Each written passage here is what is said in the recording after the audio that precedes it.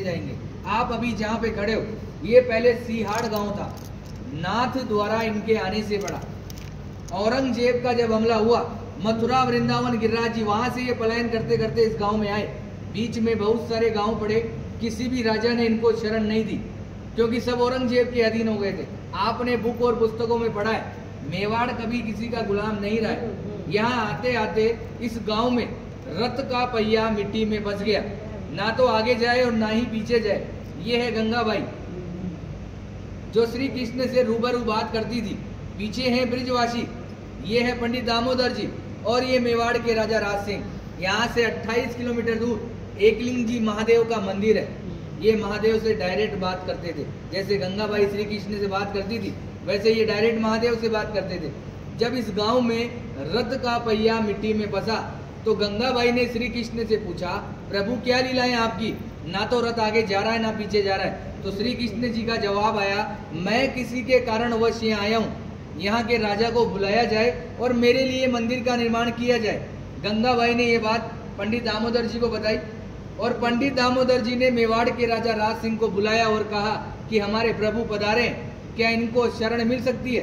तो राजा राज सिंह ने जवाब दिया, मैं मेरे गुरु आराध्य से पूछता हूँ, अगर वो इजाजत देंगे तो मैं मंदिर का निर्माण करवाऊंगा।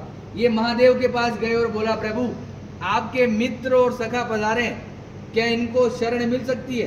तो भोलेनाथ ने एक सुंदर सा जवाब दिया, मेवाड़ की जनता अगर इसके नखरे उठा ले तो ही इसी को रोकना है, अन्यथा जाने देना है, क्योंकि ये अलग अलग श्रृंगार करता है, 8 समय की झांकियां लेता है और अलग अलग भोग लेता है। घूम फिर के ये बात गंगाबाई के पास आई और गंगाबाई ने श्री कृष्ण को बताया, प्रभु आपके लिए तो महादेव ऐसा ऐसा बोल रहे हैं। तो इन्होंने भी एक सुंदर सा जवाब दिया कि वो है बोला, नाम से भी बोला है, काम से भी बोला है। उसको तो 2 रुपए की राख लगाकर बैठा दो तो बैठा रहेगा, मगर मेरे नखरे वो जानता है। मैं मेवाड़ की जनता को वचन देता हूँ, मैं यहाँ का जल भी ग्रहण नहीं करूँगा। आज भी जल यमुना नदी से आता है, सीधा मंदिर में रखाया जाता है, मंदिर में जो झारी जी भराई जाती है और उसी जल का जो प्रसाद बनता है वही ठाकुर जी ग्रहण करते हैं। आप लोगों का जो प्रसाद होता है वो बाहर दिखाकर बाहर ही बांट दिया जाता है। कहते हैं किसी के कारणवश ये आए, मीराबाई की कजन सिस्टर अजब कंवर बाई साहब, इनके साथ पासे खेलती थी चौपट। श्री कृष्ण को पता थी कि आज मेरे साथ ये पासे क्यों खेल रही है, मगर श्री कृष्ण जी जान चला के हारते गए और अजब कंवर बाई साहब को जिताया और बोला कि मांग तुझे क्या चाहिए। तो अजब कंवर बाई साहब ने कहा कि आप मेरे मेवाड़ में पधारिए। आज 350 साल हो गए ठाकुर जी को यहाँ विराजते हुए, 150 साल बाद अपन भी जीवित रहे कि ना रहे, ये वापस जतीपुरा चले जाएंगे। आज भी निज मंदिर में रथ रखा हुआ है, नाथद्वारा के मंदिर में गेट नंबर 2 के पीछे कांच में वो बिल्कुल पैक है।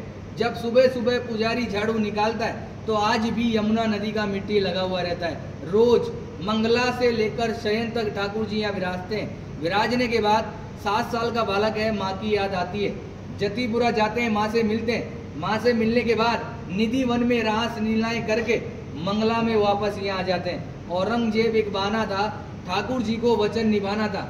ये जो पूरी लीला रची केवल अजब कंवर बाई साहब के कारण। औरंगजेब को ये वहां भी हरा सकते थे, मगर औरंगजेब इनका मंदिर तोड़ने श्रीनाथ जी के मंदिर में आया।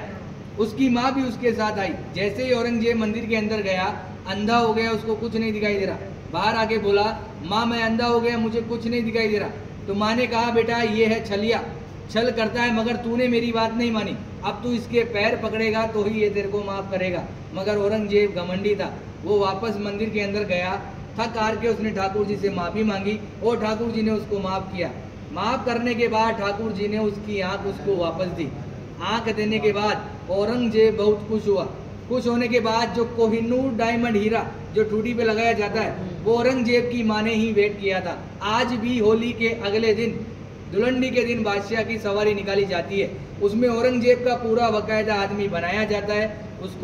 उसको नाथ पूरे नाथद्वारा में जुलूस द्वारा निकाला जाता है। निकालने के बाद उसको मंदिर में ले जाया जाता है और मंदिर में ले जाने के बाद पनिशमेंट के तौर पे मंदिर की सीढ़ियों को दाढ़ी से झाड़ू साफ करता है। ये कहानी रियल है और 150 साल तक होती रहेगी। उसके बाद यहाँ से ठाकुर जी वापस ब्रिज में चले जाएंगे।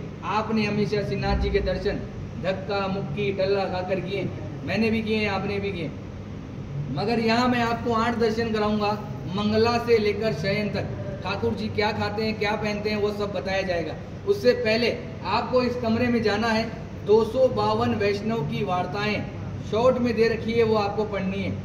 पढ़ने के बाद 10 मिनट का टाइम है, आप आराम से मोबाइल द्वारा फोटो लीजिए, फिर अपन चलेंगे 8 दर्शन।